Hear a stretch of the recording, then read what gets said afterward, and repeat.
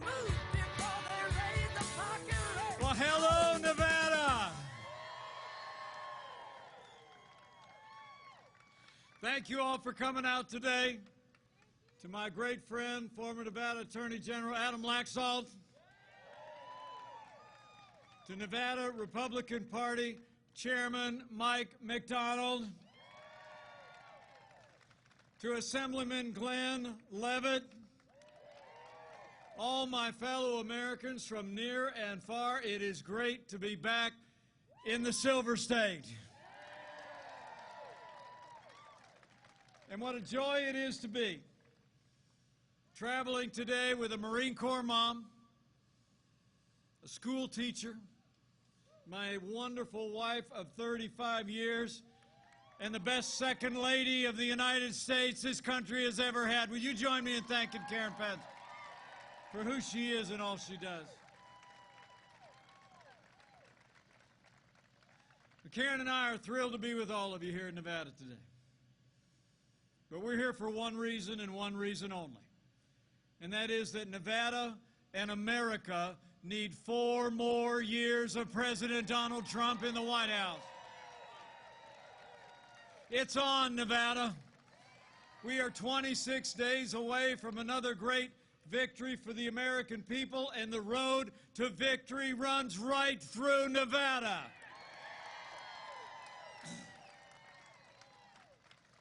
But I thank you all for coming out today. Karen and I just got back from Utah. Had a little debate with Kamala Harris last night. Some people think we did all right.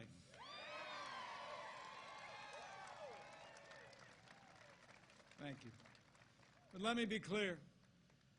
Last night's vice presidential debate was not just a debate between two candidates. I think it was a debate between two visions. Joe Biden and Kamala Harris want higher taxes, open borders, socialized medicine. They want to abolish fossil fuels, use taxpayer funds to abortion. They want to defund the police. And if you couldn't figure it out last night, they want to pack the Supreme Court. President Trump's vision: we've rebuilt our military. We cut taxes, rolled back regulations, unleashed American energy. We secured our border, stood with law enforcement and for life and liberties of every American.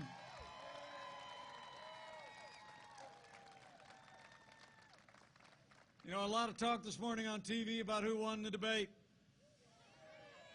But I think when you compare the Biden-Harris agenda with what President Donald Trump has done and will continue to do for America, there's no question who won the debate. President Donald Trump won the debate hands down with an agenda that puts America first. And in 26 days, we're going to win another great victory when we re-elect President Donald Trump for 4 more years.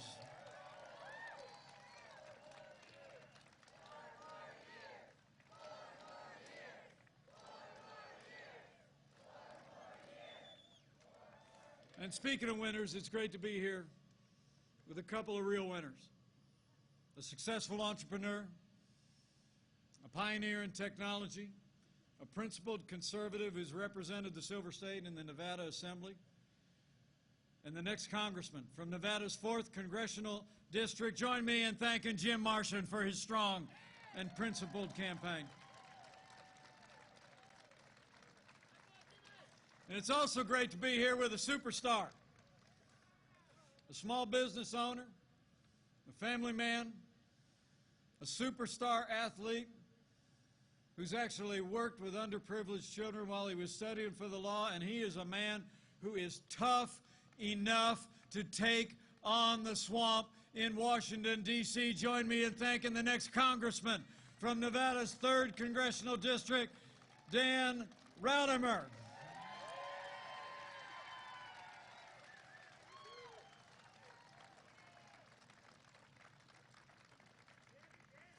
I'm proud to stand here on the President's behalf and proud to stand here with these great leaders.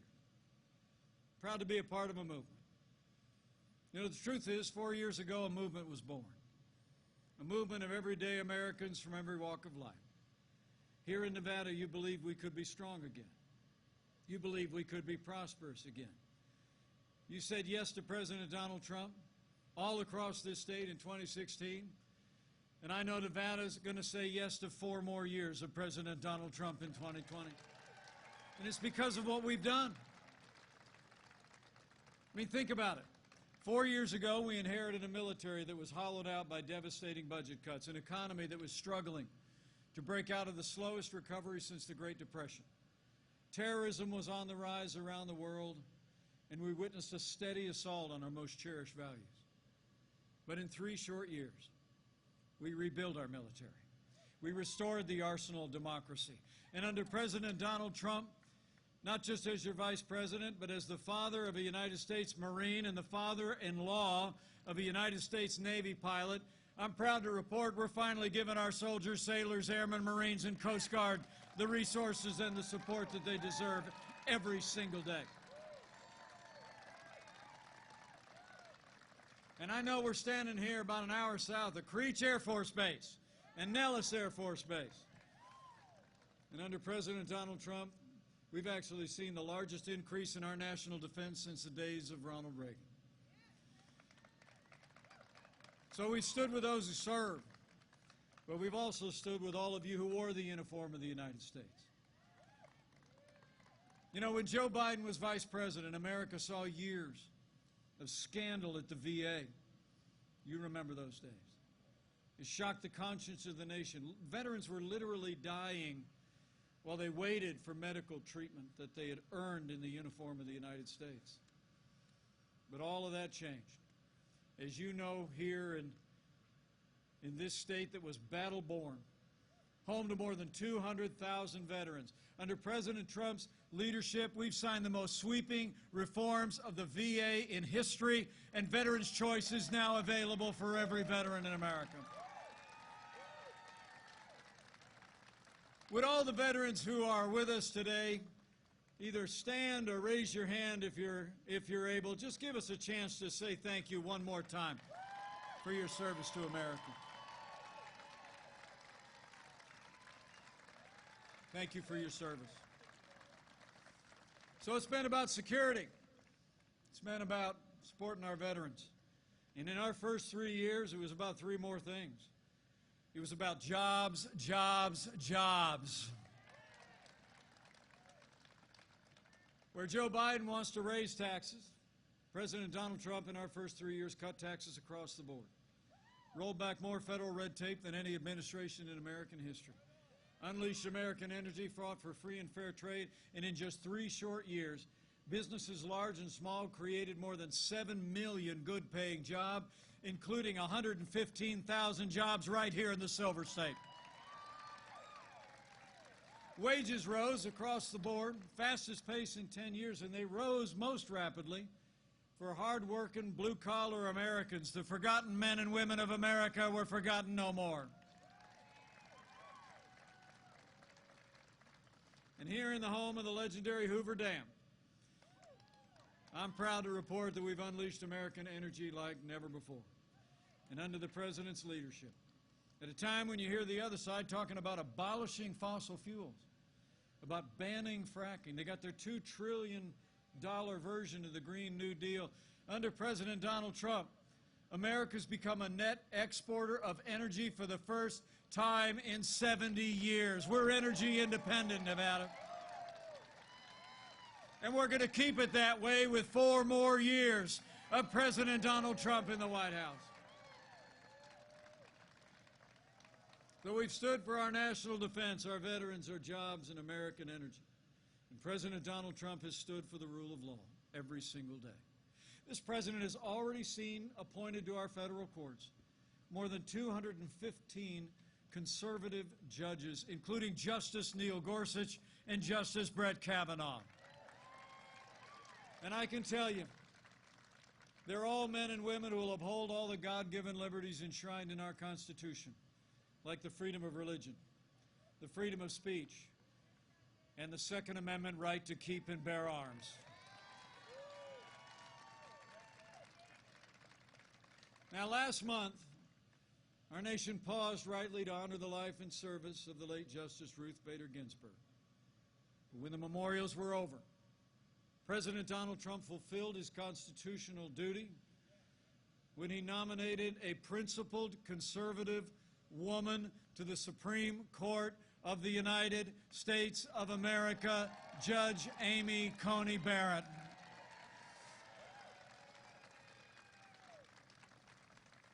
And I can tell you, I'm a fan of Judge Barrett, and not just because she's from Indiana.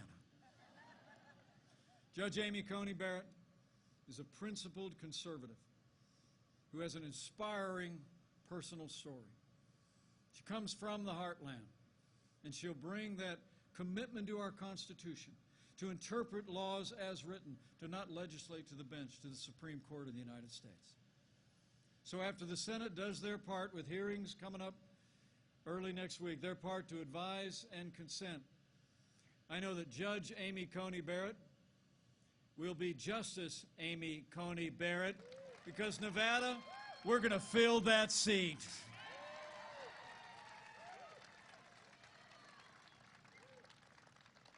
So we've stood for the rule of law, strengthened the conservative foundation underpinning our Constitution and our courts.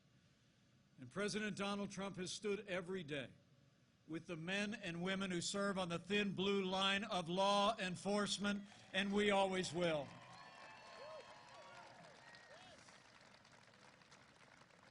President Donald Trump and I know that the men and women who serve in law enforcement around this country are the best people in America, and they deserve the respect of every American every single day.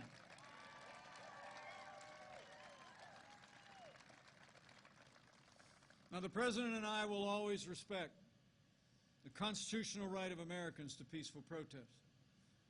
But as I said last night, rioting and looting is not peaceful protest. Burning businesses is not free speech. Violence against innocent civilians and law enforcement will not be tolerated, and those who do these things will be prosecuted to the fullest extent of the law. Now, for months, all Joe Biden ever talked about was peaceful protest, remember? As the American people literally watched their businesses and communities burn. Last night, I was joined by a Minneapolis native, a wonderful African-American businesswoman named Flora Westbrook. She traveled with us to Utah.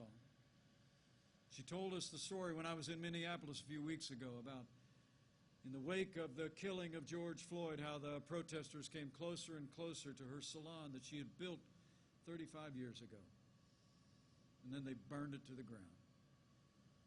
You know, the truth of the matter is, Joe Biden would double down on the very policies that have led to violence in America's cities. When you suggest that you're going to reduce support for those who serve and protect, you only embolden those who would do harm to our families. And Joe Biden and Kamala Harris believe that America is systemically racist. And as she said again last night, they believe that law enforcement has an implicit bias against minorities. When Joe Biden was asked if he'd support cutting funding for law enforcement, he said, quote, "Yes, absolutely." And let me make you a promise. Under President Donald Trump, we will always back the blue. We're not going to defund the police, not now, not ever.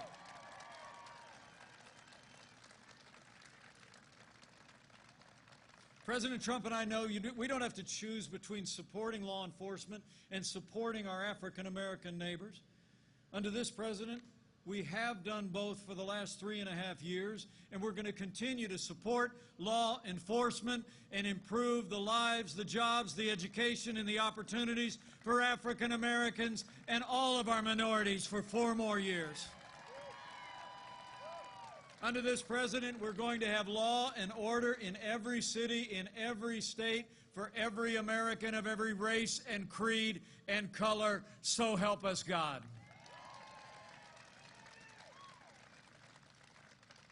You know, it's amazing to think all that we accomplished under this president in those first 3 years. They were years that we had a Republican majority in the United States House and Senate. So right after we make sure we got 4 more years of President Donald Trump, we got to make sure that Big Dan, Rodimer, and Jim Marchant are sent to Congress in a new Republican majority that retires Nancy Pelosi once and for all.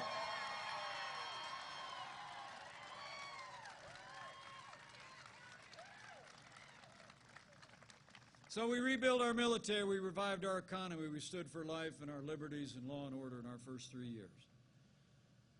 In a word, we made America great again. And then the coronavirus struck from China.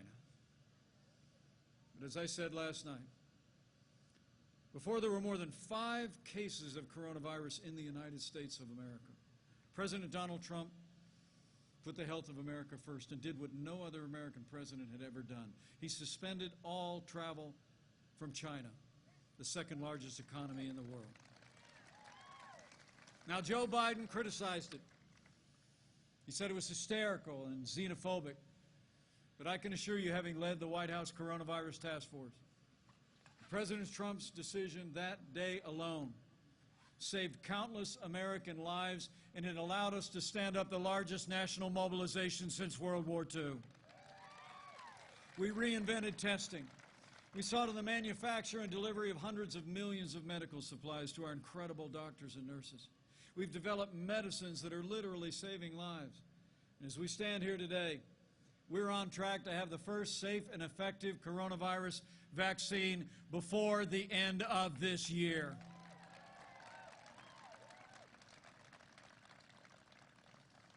And let me just say on behalf of the President and the First Lady, how moved we've all been by the outpouring of prayers and support for both of them over this past week.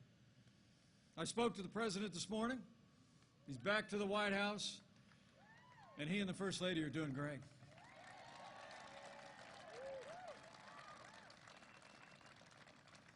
The medical care that they received, the medicines that they received are all a part of the national response that we've made available to people all across this country. And the outpouring of concern for our President and our First Lady was emblematic of the love and the concern and care that the American people have shown to neighbors and family members and friends and absolute strangers. So would you join me in just thanking all of the amazing healthcare workers who served our nation through this challenging time, and all those who've cared for those who suffered loss and struggled. So we're slowing the spread, we're protecting the vulnerable, and we'll keep saving lives. And we're opening up America again.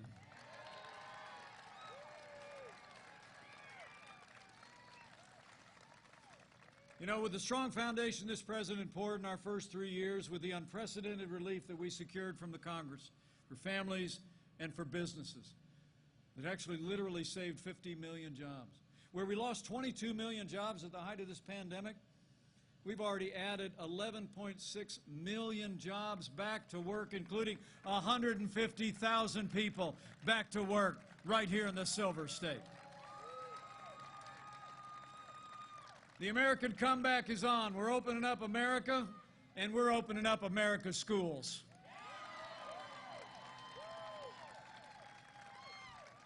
Just last week, the President announced that we're distributing 100 million rapid point-of-care tests to states across the country to get our schools open, to keep our schools open, and keep our kids safe. So we've gone through a time of testing. But I came here today to say that in 26 days, we're coming to a time for choosing. And the choice in this election has never been clearer. And the stakes have never been higher. It's amazing to think in the middle of a global pandemic, Joe Biden wants to raise taxes by $4 trillion. You heard his running mate, Kamala Harris, say last night that they were going to only raise taxes on certain Americans, but Joe Biden said twice in the debate last week that on day one he was going to repeal the Trump tax cuts. I mean, the truth of the matter is President Donald Trump cut taxes across the board. It gave middle-class families a $2,000 tax break. It increased income and wages by $4,000, and we're going to keep cutting taxes for the middle class for 4 more years. Joe Biden wants to bury our economy under an avalanche of red tape, including his own version of the Green New Deal, which is a whole lot like AOC's version of the Green New Deal. President Trump, he's actually overseeing the largest investment in public lands and our national parks in American history, the cleanest air and land in our history, the cleanest water in the world, and we've cut federal red tape and unleashed American energy all at the same time. And we're going to keep doing it for 4 more years. Joe Biden is for open borders, sanctuary cities, free lawyers and free health care for illegal immigrants. President Donald Trump, he kept the promises he made to the people of Nevada. We made record investments in border security. Mexico is doing more to secure their southern border and ours than ever before. And we've already built more than 300 miles of that border wall on the southern border of the United States. And with 4 more years, we're going to build it all. And when it comes to jobs and trade, the contrast couldn't be more clear. Under Joe Biden, his 47 years in Washington, D.C., we saw deals like NAFTA. You know, in the wake of NAFTA being signed into law in 1995, 60,000 factories closed, and many of those jobs went south of the border and overseas. And Joe Biden never lifted a finger to reform NAFTA. But thanks to the man who wrote The Art of the Deal, America got a better deal. NAFTA is gone, and the USMCA is here to stay. It's a huge win for American jobs and American workers. And where Joe Biden has been a cheerleader for communist China every day, actually said it was a positive development to see the rise of China, to see China literally be half of our international trade deficit. From day one, President Donald Trump put China on notice that the era of economic surrender is over. And we're going to stand strong with China until they open their markets, respect American private property rights, and put American jobs and American workers the respect they deserve. So it's been about security and prosperity, but as I said earlier, it's also been about our most cherished values. And Joe Biden, Kamala Harris, and the Democratic Party actually support late-term abortion. And Joe Biden wants to use taxpayer dollars to pay for abortion all the way up to the moment. And I tell you, I couldn't be more proud to serve as vice president to a president who stands without apology for the sanctity of human life. President Donald Trump is the most pro-life president in American history. And we will keep standing for life for 4 more years.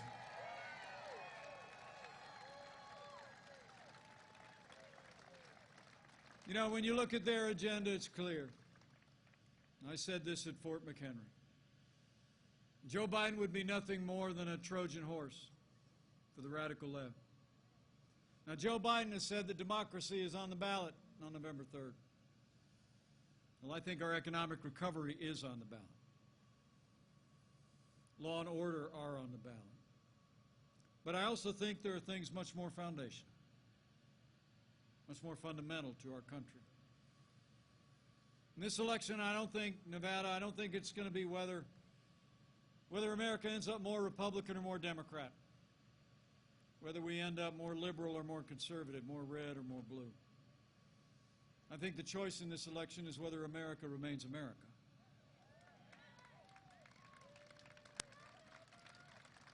It's whether we're going to chart a course based on our highest ideals of faith and family and freedom and patriotism and the American flag,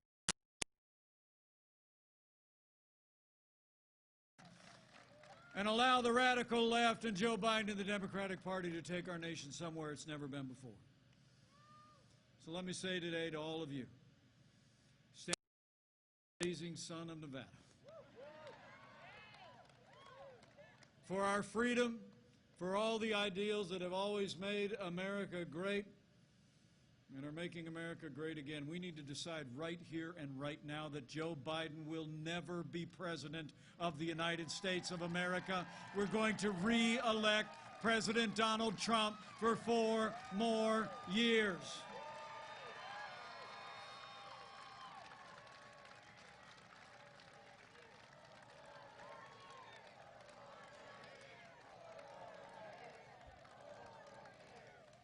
You know, you're right. 4 more years means more jobs. 4 more years means more judges. 4 more years means more support for our troops and law enforcement. And it's going to take at least 4 more years to drain that swamp.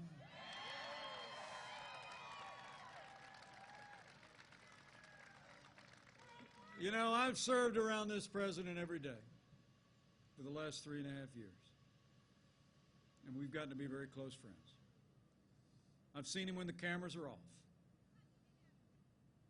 And I'll tell you what, Nevada, there's never been a day gone by when President Donald Trump hasn't gotten up and fought to keep the promises that he made to the people of Nevada.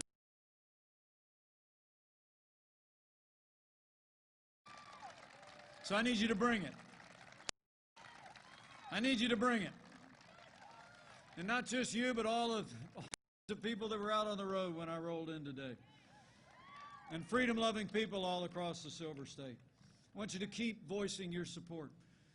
Talk to your neighbors and friends at work and at worship about all that we've done in the last 3 years, about the way this president has led us through this challenging year and all that we have yet to do. Go tell the American people that the choice we face. And remind the American people the choice is in their hands. And when you do, have faith. Have faith. You know, I honestly believe a careful study of American history shows every time the American people have been given a clear choice between a future of more freedom and less freedom, they choose more freedom every single time. So go out and talk to your neighbors and friends and have faith that if we present the cause of freedom to them in this election, that they'll stand with us. And if you're of a mind to exercise that other kind of faith in the next 26 days, I encourage you to do that too. I truly do. I mean, this is a challenging time in the life of our nation. It seems anymore like if you turn on the television, it's like that little girl asked me last night. It seems like it looks like there's more that divides us in America than unites us. But I've traveled all across this country over the last 3.5 years, and I can tell you, there will always be more that unites the people of this great nation than could ever divide us, and chief among those things is faith. This is a nation of faith.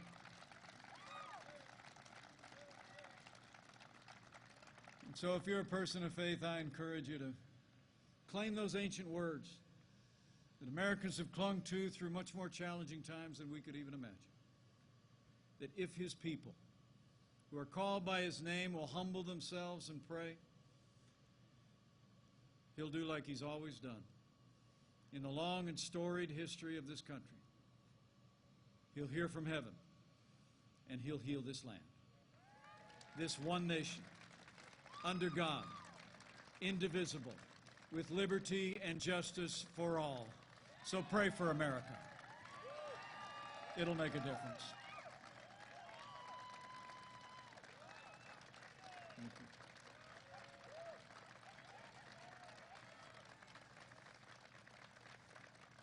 But thank you for this especially warm welcome.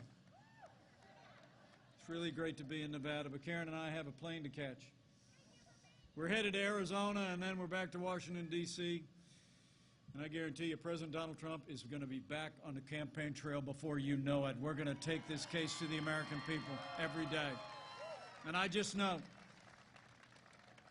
with your continued support, every day between now and November 3rd, we're going to make Nevada and America stronger than ever before. We're going to make Nevada and America more prosperous than ever before. And with Jim Marchant and Big Dan Rotheimer in a new Republican majority in the United States House of Representatives, with a renewed Republican majority in the United States Senate, and with President Donald Trump in the White House for 4 more years, and with God's help, we will make America great again. Again. So thank you very much. God bless you, and God bless America.